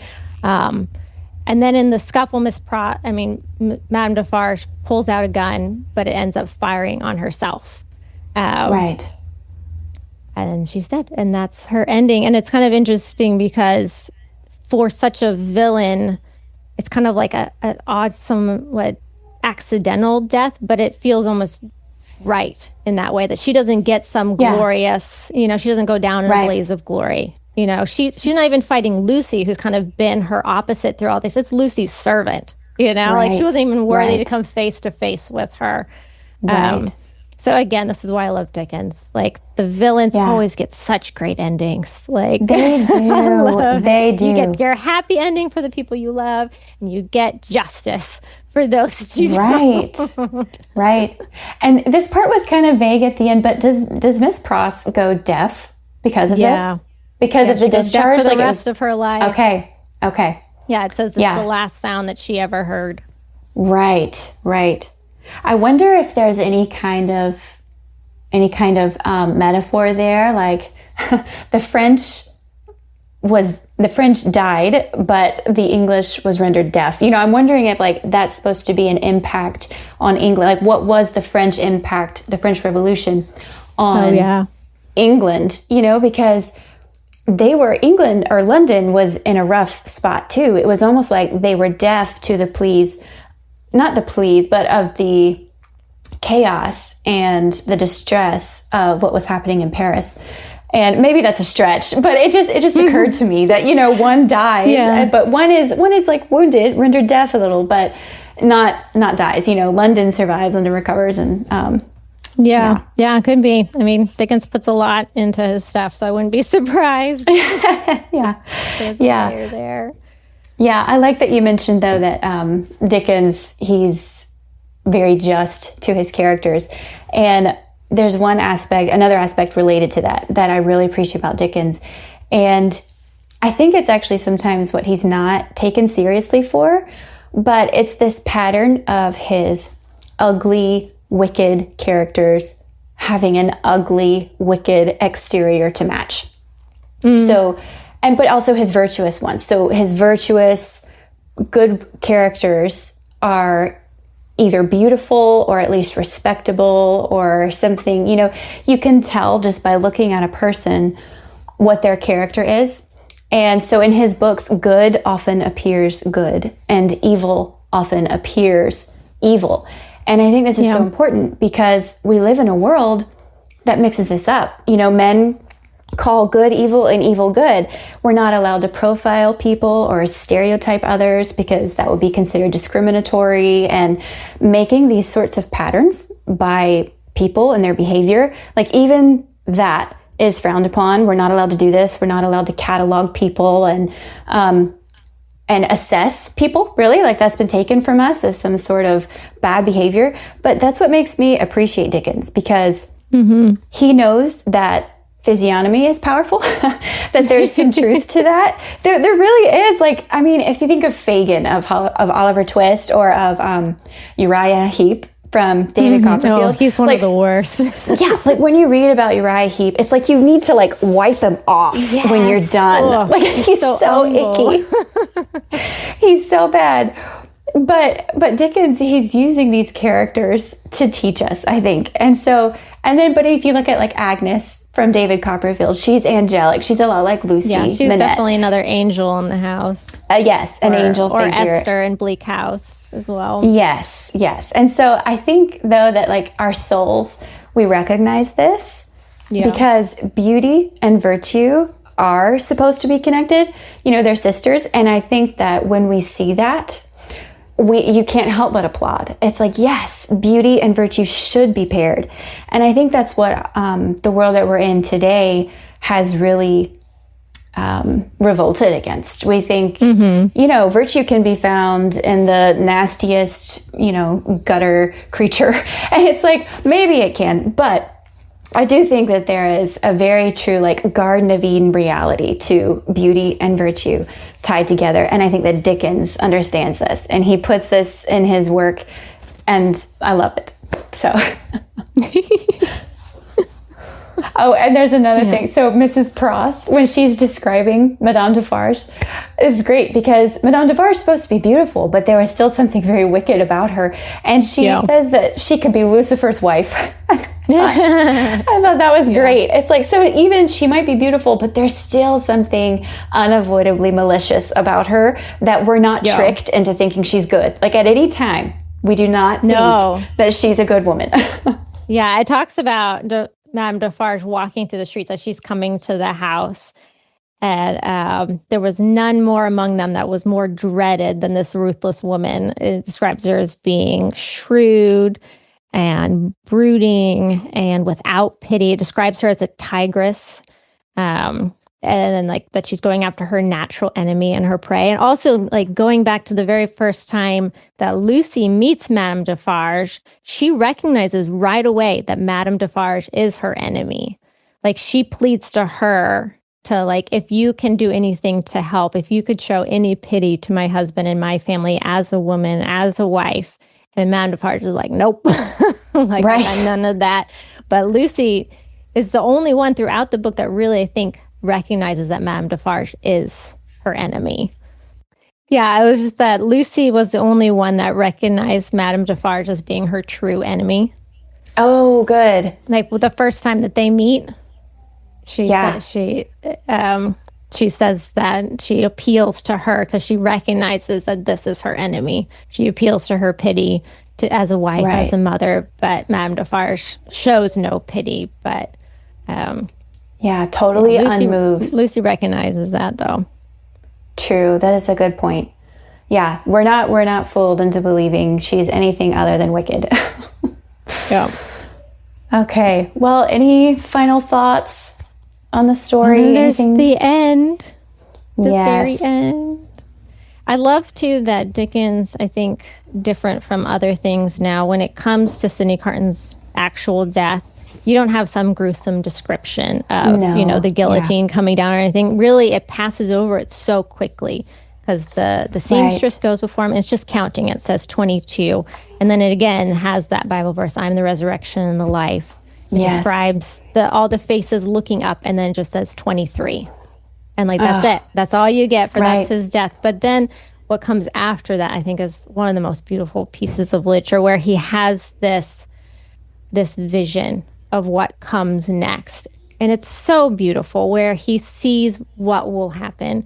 He sees that Lucie's going to have another child, and it's going to be a son, and they're going to name him after him. Right. And that he's going to be everything that he couldn't be, that he's going to even go into the same profession as him and make his name renowned.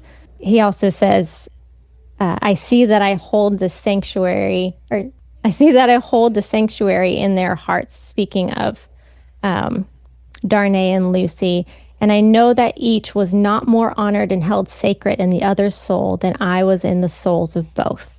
Because they know after that moment that any good that they had in their lives together was due to him. It's just, it makes me choked up every time, because it's so beautiful. Yeah. And that last line, it's interesting, Dickens, in this book, you have the very famous first line and the very famous last line.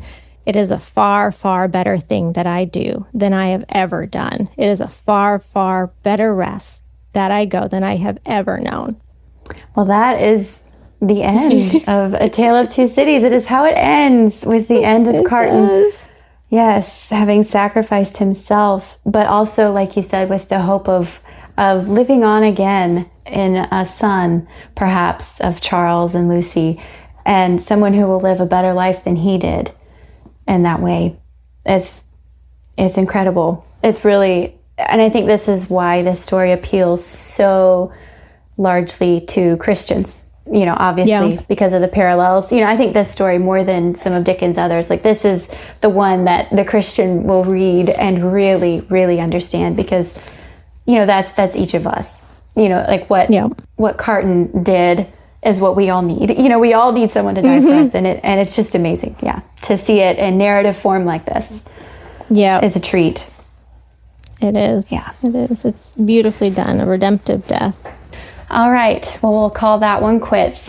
Thank you so much for taking us through that. We may have gone over a little. That's all right. That's all right. We're good. Okay. Have you ever seen any of the? Have you ever versions of this? I know my kids have seen a version of it, but I think it was at my parents' house, and I don't think I saw it. Do you have one to recommend? No, I haven't. I meant to try to watch. I've heard that the 1930-something one is the most faithful one. Okay. But it's one of those things that I'm always amazed. Like, it would make such a good movie. Why has nobody made this more recently into a great film? This is what bothers me about Christian film. They're going to make cheesy ones like Fireproof and stuff, take the great stories and make them into great films. Please. It would be so beautiful. It's the best ones. It's the Christian ones that are ignored, because Hollywood's not about to produce that.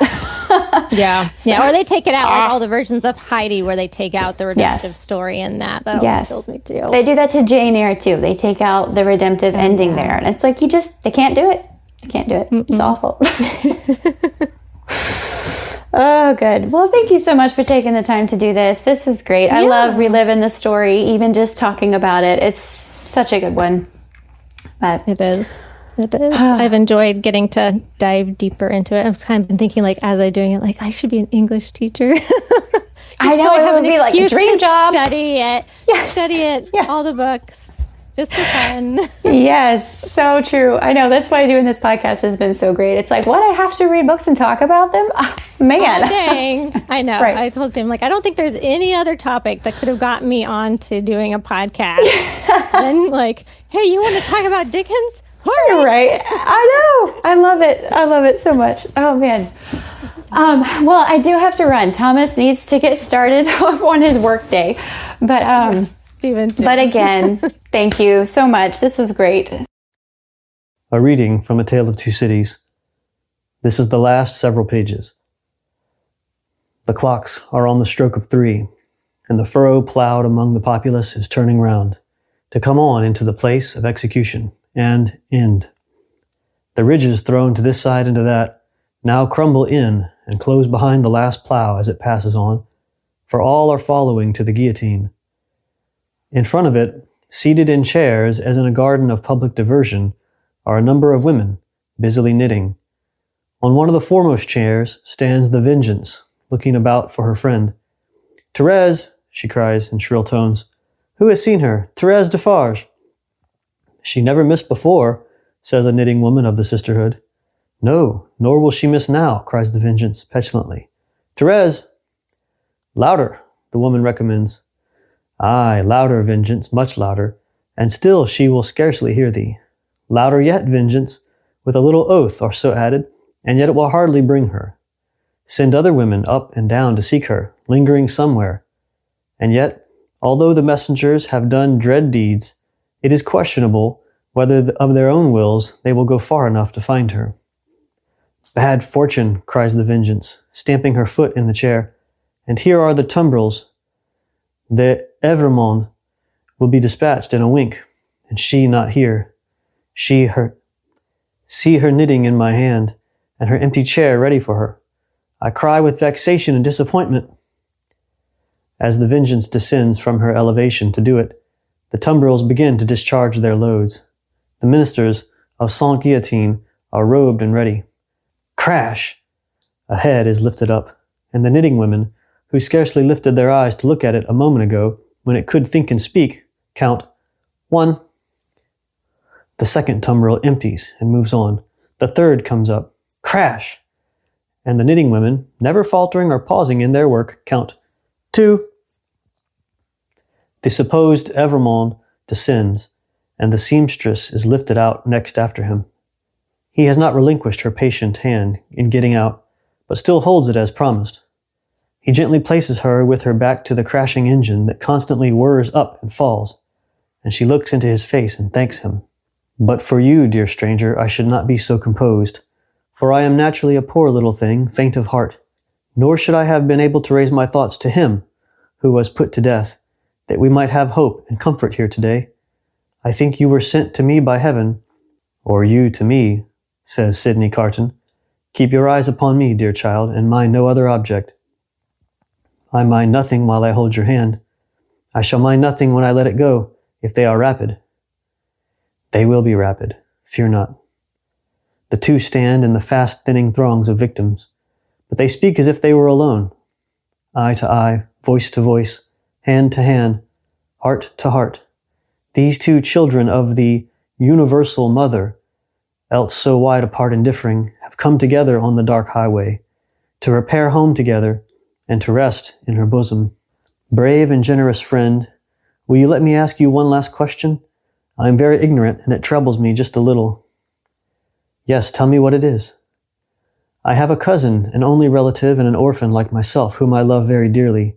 She is 5 years younger than I, and she lives in a farmer's house in the south country. Poverty parted us, and yet knows nothing of my fate. For I cannot write, and if I could, how should I tell her? It is better as it is." Yes, it is better. What I've been thinking as we came along, and what I'm still thinking now as I look into your kind, strong face, which gives me so much support, is this. If the Republic really does good to the poor, and they come to be less hungry, and in all ways suffer less, she may live a long time. She may even live to be old. What then, my gentle sister? Do you think the uncomplaining eyes, in which there was so much endurance, fill with tears, and the lips part a little more and tremble?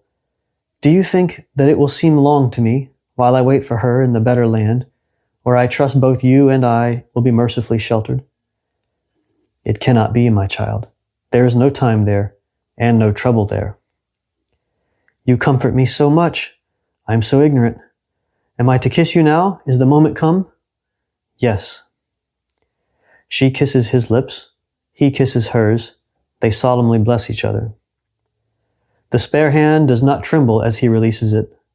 Nothing worse than a sweet, bright constancy is in the patient face. She goes next before him. Is gone. The knitting women count 22. I am the resurrection and the life, saith the Lord. He that believeth in me, though he were dead, yet he shall live. And whosoever liveth and believeth in me shall never die. The murmuring of many voices, the uplifting of many faces, the pressing on of many footsteps in the outskirts of the crowd, so that it swells forward in a mass, like one great heave of water, all flashes away. 23. They said of him, about the city that night, that it was the peacefulest man's face ever beheld there.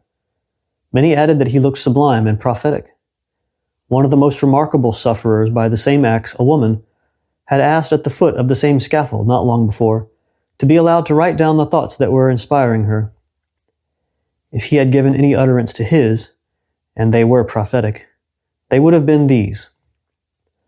I see Barsad and Cly and Defarge, the vengeance, the juryman, the judge, long ranks of the new oppressors who have arisen on the destruction of the old, perishing by this retributive instrument, before it shall cease out of its present use. I see a beautiful city, and a brilliant people rising from this abyss, and in their struggles to be truly free, in their triumphs and defeats, through long years to come, I see the evil of this time and of the previous time of which this is the natural birth, gradually making expiation for itself and wearing out. I see the lives for which I lay down my life, peaceful, useful, prosperous and happy, in that England which I see no more. I see her with a child upon her bosom who bears my name. I see her father aged and bent, but otherwise restored, and faithful to all men in his healing office and at peace.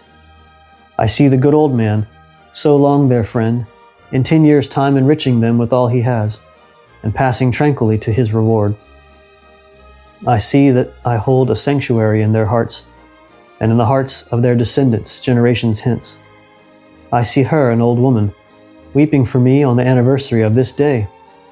I see her and her husband, their course done, lying side by side in their last earthly bed, and I know that each one was not more honored and held sacred in the other's soul than I was in the souls of both. I see that child who lay upon her bosom and who bore my name, a man, winning his way up in that path of life which once was mine. I see him winning it so well that my name is made illustrious there by the light of his. I see the blots I threw upon it faded away.